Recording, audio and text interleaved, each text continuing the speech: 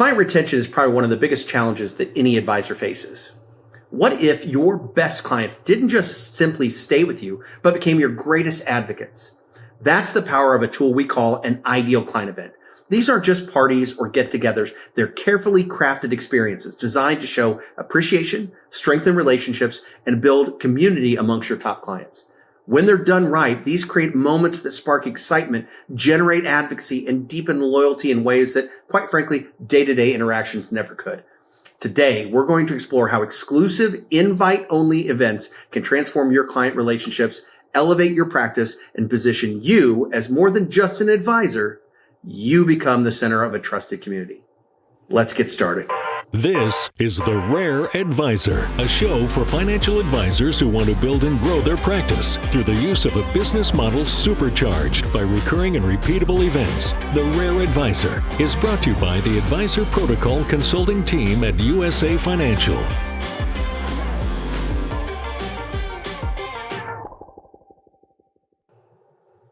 Welcome back to another edition of The Rare Advisor. I'm your host, Aaron Grady, and with me again today is Steve Phillips, the Chief Practice Management Officer for USA Financial. Steve, it's always a pleasure to have you. Thank you for joining me again. Brother, man, I am so excited that I just keep getting invited to come back. So it's another good day. Thank you very much. You haven't got banned yet, so. True. So the reason I asked you to come back today is not too long ago, you and I had a conversation. And actually, we did a rare video talking about ideal practice and the idea of building an ideal practice. And the idea around ideal practice started with a more deeper seated concept of ideal client. Yeah. And through that conversation, we touched on a few things, but we really didn't dig too deep. And there's an element of running an ideal practice of ideally, where do my clients come from? And ultimately, how can a best practice would be is if I could grow organically. And when we talk about organically, that's through introductions, referrals, word of mouth from my clients. And so the question always comes from advisors is, how do I do that? You know, what are some of the best practices? And so today I wanted to have a conversation with you around a topic that I know is near and dear to your heart, an idea around what we call the ideal client event.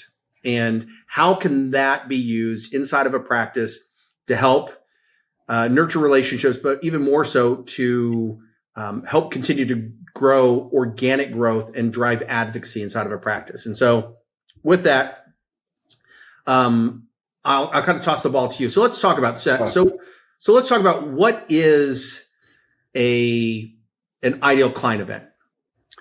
Well, it's a great place to start, and it's something that just by the title really gives you an idea of what it is.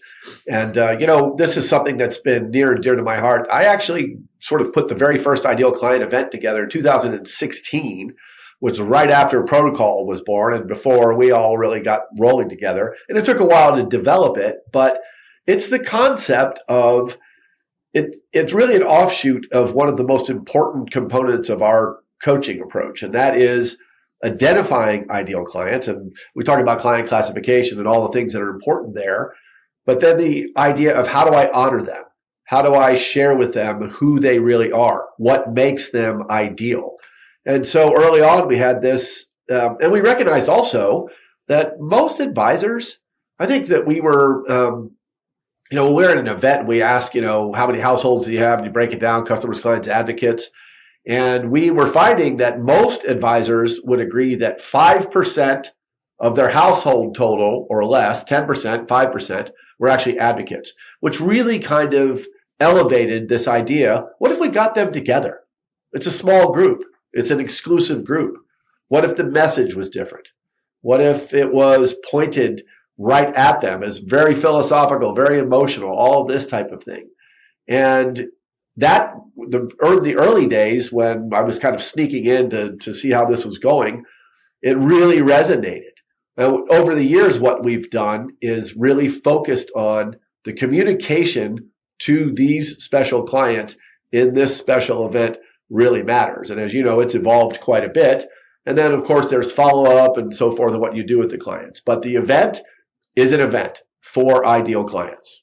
So it's an opportunity. So if I was thinking about what is this thing? So it's a special event That's not it's different than a client appreciation event. This is something different, something special, but it's for a very select group of. It is. And I'm glad you mentioned that. It's not an appreciation event in the old sense where we get our clients together and thank them for the business, the relationship, and so forth. It's very much more focused. The other thing that we found, it's not a bring a friend. There are a lot of, in the early days, of course, and you know this, we've had ideal clients going, oh, I'm an ideal client. I have a friend. I want to bring them. Your friend is not yet an ideal client. And of course, that's part of our coaching. We get into that at a different time. But it's your identified ideal clients. And of course, if we've just started working with an advisor or team, it's possible, likely, probably, that they don't really know exactly who is an ideal client if they've not spent the time to do the work on assets, attitude, advocacy, those types of things that we talk about. So it's really very exclusive. And we found over the years that the exclusivity, the feel of looking around the room and going, there's not 50 people here, there's not 30, there's 20 people here, really leaves a mark. So let's take a step back. So we've identified the what. It's an event. It's a opportunity to get your best clients together in a room or a space. And we'll talk more about these particulars and best practices around what happens at it here in a minute. But for people that are watching this video and kind of going, well, what is this? Okay, it's an event, but why? Yeah. Why do I care? What is the ultimate purpose of doing? Look, I can have guys saying, hey, I do, appreciation events, or, I do a summer barbecue and all my clients show up. What's so special about this? What's the why? Why would I do this? Yeah. And so this is something where you and I can kind of tag team on this a little bit. My answer to that is it's the focus on advocacy. And when you think of the word advocate, it's even better than your best clients. These are the people that wave the flag in the early days without knowing how to do it. These are the people that fit all the categories, and they are rare. And what makes it, I know we say an event, but we'll talk about this in a moment, whether it's a dinner or whatever it might be, is that we want to, and this is where it really gets key, and I know we're going to get into this in a minute, is that it's your advocates. It's a conversation about advocacy. And these people are actually different than what you might call some of our best clients. This is a whole other level, to the point where the messaging is very specific there about what it takes to be an advocate, that we've recognized this. This is something we've been thinking about as a team for years. And we also, as you know, this is a celebration. Now, I think that's different. I think appreciation events are awesome. Everybody has a great time and so forth. Bring a friend. That's great. All the different types of events we can host. This is a celebration of the very best. And so when you say what? An event to honor advocacy. Why? Because advocacy is really what carries a practice into the future. And you used the word a minute ago, organic, introductions, best clients duplicating themselves, advocates duplicating themselves. This event goes a long way to making that happen.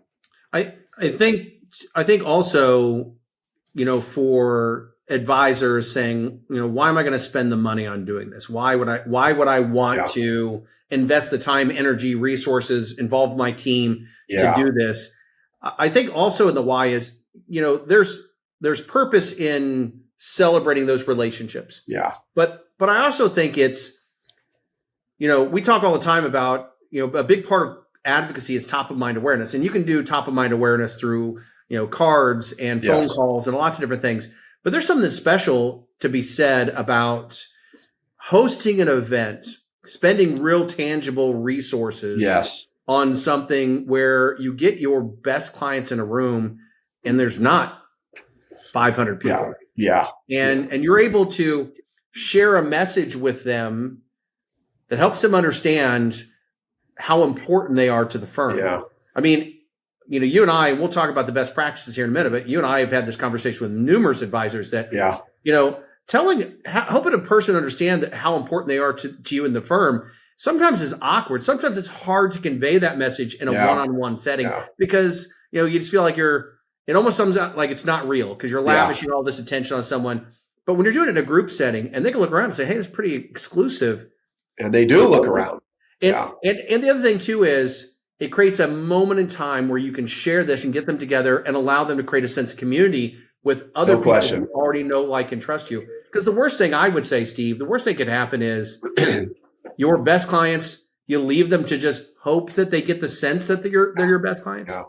That's such a key point. You said 3 really, really important things there. Why would I spend the money? I say this all the time. Aaron, you're an advisor. This is what I say to advisors that say that to me.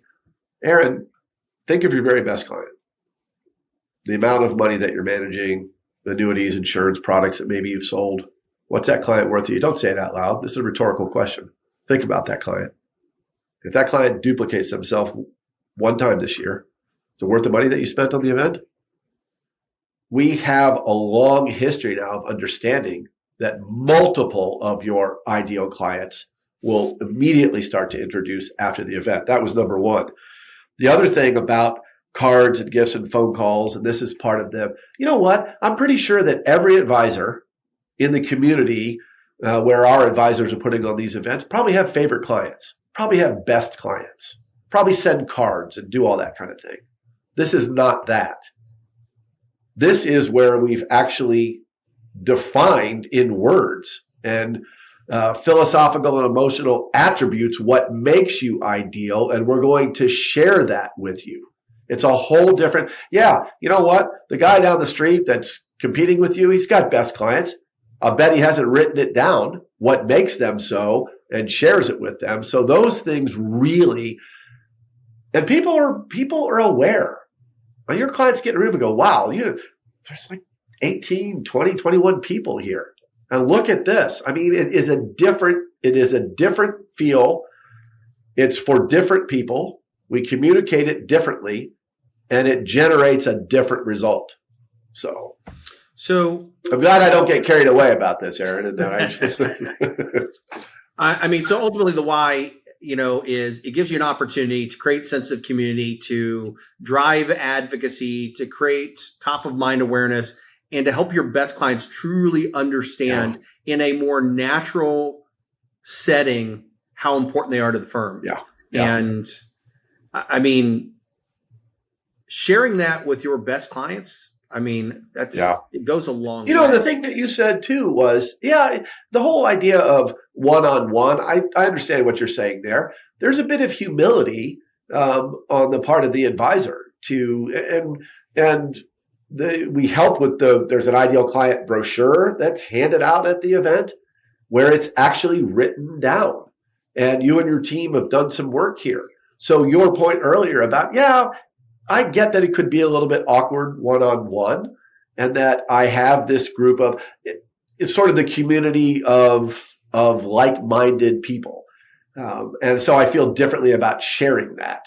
And it wasn't just one person that we feel strongly about. It was this group that we recognized was just unique for a very specific set of reasons or attributes. So and the few times that I have been lucky enough to actually sit in and watch what happens, every single time it leaves a dramatic mark. So let's talk about the other two elements, the who and the how. Yeah. So we'll talk about the how, we'll talk about some best practice, but let's talk about the who. We've alluded to, or we inferred or implied, I should probably say, let to other people to infer, who is or what are ideal clients. Now, in the Pareto methodology, sometimes the ideal client gets focused as narrow as it's your advocates. Right. These are clients that are aligned with the firm. They have the right attitude and qualities, and they're out there advocating. So we would call them triple A's. Yeah. And you and I have had this conversation. I would expand that concept to the next layer down, which would be your double A clients, which have the right alignment with the firm, assets, revenue. They hit the right threshold to be in that group, this elite group of clients. Yeah. And they have the right attitude and qualities, because really, truly, the only difference between those two groups is one's out there waving the flag and the other one is not. Yeah. And so why wouldn't you want them? I mean, because quite frankly, we've had this conversation a lot with advisors. Yep. If you had nothing but a client base full of clients that have the right assets and revenue and you love working with them, maybe they're not waving the flag. Well, we can work on that part. Yes. So speaking when you first suggested that, I know that you and I disagreed a little bit. And I think that you were right about that. The double A's are advocates. And here's the thing about it that we find often, it's not that they don't want to introduce, they really didn't know how. And so when you had made that point clear, it was obvious, it became super valuable to our advisors that were hosting these events, that these two groups really are one, and that, when we start communicating how, and to your point, the why, then we got more results that way. And you hit the nail on the head. These are the people that, so we could say double A's, we could say triple A's. Ultimately what it is these are clients that you want to replicate. That's correct. That's it. To boil it right down. That's exactly right. And so if let's say someone is watching this video and they're like, hey, well, I haven't done the classification. I haven't, defined who's an advocate, who's not. You could easily just say, who are my top clients that I would love to replicate? Yeah. If I wanted to host an event like this, that's the simplest form of how you could draw a circle around. Yeah. So let's talk about the how. Let's talk about some best practice around this. Now, would you say you mentioned a couple of things. So could you do these as dinners? Could you do these as receptions or happy hours? What kind of event are we talking about here? I originally started with the idea of the ideal client reception. You remember in the early days that we did that, and I liked the idea. It was casual. I liked that. And skilled advisors would be able to communicate the message to a room of people that were kind of having a happy hour. That evolved into dinners, which, as you also know, I wasn't in favor of in the beginning, but it makes sense to me that there's a sort of a different kind of vibe when everybody's in the room together. Not that it's quiet, but it gives the advisor a couple of moments to really communicate and reach the people about why we're there together. We still have advisors that'll do reception type things. That's great. We have people that do dinners a lot now. We've had advisors that I think we didn't Willie do kind of a bus tour of an ideal client of sorts. I mean, you could do that type of thing. But I think that the very first one has to be super focused, super intentional, because if you're communicating to this group the very first time what makes them so, I think it's important to have kind of a captive audience, for lack of a better description. And here's the thing, and you're probably going to lead me to this. This is one of my favorite things to coach to. And the Pareto had laid it out, the significance of an ideal client, but they didn't have a piece or brochure. So we actually created a brochure, a handout, if you, I don't like the word brochure, a handout that speaks to the brand that we do for our advisors, their process. And right on the facing page 3, when you open it up, there's a description. Talks about we don't want to be all things to all people and the foundation of the things that we coach.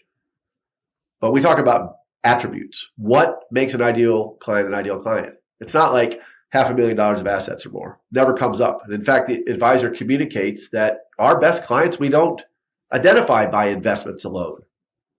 It's by character and qualities and oftentimes the advisor will say our best clients turn out to be people just like us. They have gratitude for today and aspiration for tomorrow. They have a sense of purpose in their lives. They don't take themselves too seriously. There are all kinds of things that advisors use, and we guide them through that to define in a meaningful way who this group is. And what I can tell you without really getting lost on this track is when I sat in, and even when we're not sitting in, you and I hear it a lot.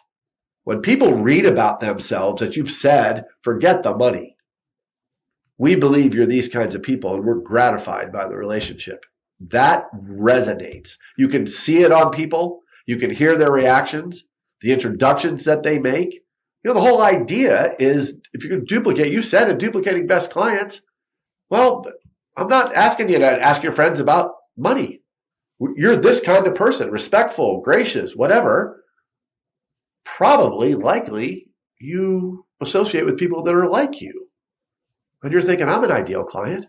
my friend Aaron, same kind of person as me, maybe he's an ideal client. I should make an introduction. And it's probably the most focused coaching that we do because you can't get it wrong. It has to be believed in your bones. You've done the work to define this, and when you communicate it, it sticks. So I'm way ahead of you because you were going to ask, I know, like, do you give something out at the event? You're going to talk about the brochure and hand it out. But I love the idea and actually I want to talk about two things. I want to talk about, so we talk about best practices. Are there anything, are you handing stuff out? Is this show and tell? Is there a presentation? Is there a PowerPoint? Let's talk about the nuts and bolts. I do love the concept though of the ideal client brochure because there's elements of this conversation that sometimes it is a little hard for an advisor to share. Let me bullet out all the things that I love about my best clients, this, and this. Yeah. But putting it down on paper. It's amazing. Beautiful handout. Allow people to read it for themselves and internalize it. It makes those things tangible. You can't just say, everybody says, we love you and you're our best client and you're our favorite. Yeah. You wrote it down, man. And so to your point, this was something, and the collaboration with you over the last many years about how to really perfect this has been helpful. Because early on, I don't know how I felt about handing things out or how we would hand them out. The brochure is obviously necessary. The other piece I think that resonates is shoot your trailer. That's it. And there we have advisors that are very skilled at holding up the brochure and mentioning a couple things, asking their clients, pull this out. I'm going to mention a few things in here. We also, if an advisor prefers to do a PowerPoint, we have the brochure on the PowerPoint where they can kind of, reference it to their clients. But we definitely stress this is not a presentation in the truest sense. This is not an educational event. These are reference points. And as you and I have talked about, I think the longest presentation ever was about 21 minutes. A focus on celebration. You're here. We are really grateful. It's wonderful. We've been thinking about this for years. Look around the room. These are the people that mean the most to our practice. Thank you for being part of that. We wrote it down. Let's talk about this for a moment. Shoot your trailer is super important. And it's not likely. I'm sure it's happened that your best clients have seen your process and your pillars and so forth. And for people who aren't familiar with shoot your trailer, as we would describe it, it's a way of sharing your philosophy, your process, how you approach the financial planning around a personal client experience, personal relationship. And it's just a defined way of sharing that. The difference. Thank you for clarifying that. Yeah. So let me just throw the terms out there and don't mean anything to but it's really just it's a fold over and it's a very, very powerful piece. And what we're communicating there is this is why we developed and refined our process for our very best clients, elevating the client experience. Everything that we do for you over the life of a relationship lives here. You've seen it before, but we want to really imprint that idea on you that this is why we are in business. This is what matters. This group is what we're about. And there are two pieces here that communicate that. So it's really not, and as you know, if you go, 20 minutes sounds like a long time, but it's not. You and I know that. It's when we do this every single time. But it's not, hey, let's review the markets real quick and how do we see the future or any of that. There is no business. We speak to that specifically. And clients recognize that. This is really different. We didn't start with some nice feeling words and a cool brochure, and then we got back to business. There is no business. So let's talk about that a little bit as we talk about best practices. So what I've seen advisors and what we coach to with regards to the ideal client event is that this first one, if you've never done an ideal client event before, it is imperative that this very first one is what we're describing here. It is an elegant event, typically a dinner, where you could do the reception. We believe that it should be a formal dinner. I think the dinner is appropriate. Yeah. And the invitation should be, and we don't have to get into the weeds with all the nuts and bolts of the details of it, but there should be a very polished invitation that looks like the wedding style with the foil lined up. Like, think about if you got an invitation to go to the Oscars. The whole point is you're imprinting a message That's to right. your very best clients, how important they are to you, and that this is not a bait and switch that, hey, come here and I want to tell you about my new money manager. I want to talk to you about the new insurance product that now I'm going to, pitch to you while you're here having a rubber chicken dinner. This is really about celebrating the unique and special relationship. That's the word, celebrating. Yes, you're exactly right. You're exactly right. And, when our brand and marketing team helps with the best practices, the save the date says an ideal evening. The invite is ideal. This is a theme where it's communicated from the very first thought, phone calls, invitations, everything. And that's something that we know, consistency. Exclusive event. Yes, very exclusive. And the consistency of the idea all the way through to the presentation. So, and obviously now that the numbers we've been privileged to help advisors put on, the results speak for themselves. Now, what I've also seen is once advisors have done this very first keystone event and they've launched the very first one, great word for it. Then they may start looking to, let's make this more experiential. But we're still building community because they're looking forward to it. Do it once or twice a year where your best clients are starting to build a sense of community with the other best clients. This is the point of bringing those double A's in to rub shoulders with the triple A's, the advocate clients, because they share stories and messages and they start introducing others. They start playing golf together. Yeah. But now you can start doing events like maybe it's a chef's table, or maybe it's a riverboat cruise, or maybe it's there's any number of experiential type things you can do. And then, but you have to set the tone. You have to imprint initially. Yes, for sure. And that is, I mean, we probably spend more energy collectively as a coaching team on this to make sure and I don't want to say, if you don't get it right the first, it's not the end of the world, but it's very significant in what this brings to the practice. And the other thing we've talked about is competitor proofing your best clients. And you like use build a moat around the castle there. And I've got a piece in my hand that says I'm a special person, not a favorite, or it's written down. So I think the outcomes from doing an event like this properly are significant. Now we know that your best clients will actually start to duplicate themselves on a regular basis after this, that there's not anybody else in town that can take them away because their fees are a bit lower, whatever we hear competitors talking about. You're an ideal client here. You're valued. We've written it down. We honor that. And then you and I laugh all the time about the advisors will say, well, I did it. I did one. And that's what I think we said. I said, really? So do you tell your family that you love them like once and they know it and we're good? We don't have to revisit it.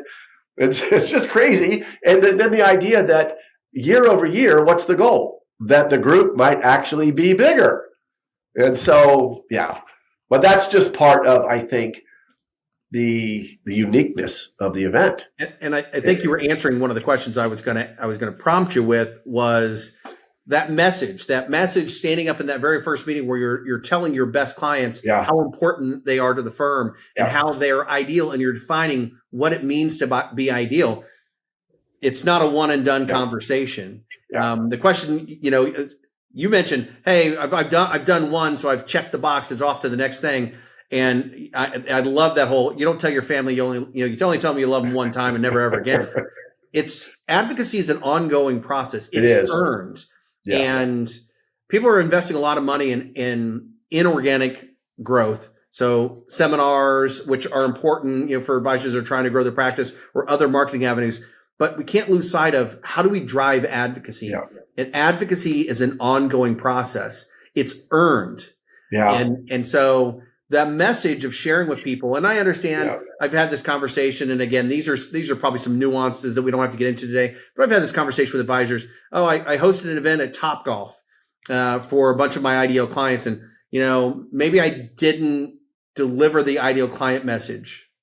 And my argument would always be is, even if it's a more abbreviated version, you still want to get up and say a few words. You do. You have to. You have to. You have to. And here's the thing that I might sort of wrap with is this, that at times this is an industry that can be very inconsistent and changing all the time. And so what advisors that practice this sort of honoring of their ideal clients, it's a consistent message. It's a consistent relationship. It doesn't change. We might add features and benefits to it, but the idea of sharing with you over and over and over and over is both consistent and unwavering. And it's meaningful to growing a practice. I love it. Well, Steve, I really appreciate you being here again today. For those of you that are on the call, a couple of different things. One, we do have a ideal client checklist that if you want to see a copy of it, it gets more into the weeds as far as, what exactly do you hand out? Do you use name tags? Some best practices around actually executing the event. And then also we'll do a follow up to this. Steve, you and I talked about this. Yeah. We'll do a follow up. There's an opportunity to use these ideal client events in a couple of different ways as transitions into other elements of the practice and life events inside the practice. You can use these not just as an opportunity to celebrate your best clients, but also as a transition tool. And so we'll talk about that as well in a follow-up video. So if you like what you've heard today, please like and subscribe. Again, if you want a copy of that best practices checklist, reach out to us and we'll send you a copy of that. And as always, it's always said, when the why is clear, the how becomes easy. So never lose sight of your why. Thanks again. This information is for licensed financial professionals only and is not intended for use in soliciting sales from the public. The views expressed represent the opinions of the presenter or their featured guest, not necessarily those of USA Financial or its affiliated subsidiaries. Industry references are generic and not intended to represent actions or beliefs of any individual or entity. Content is only presented to illustrate general principles, beliefs, or ideas and should not be construed as legal or regulatory advice. Trademark and copyright protected. USA Financial and Affiliates.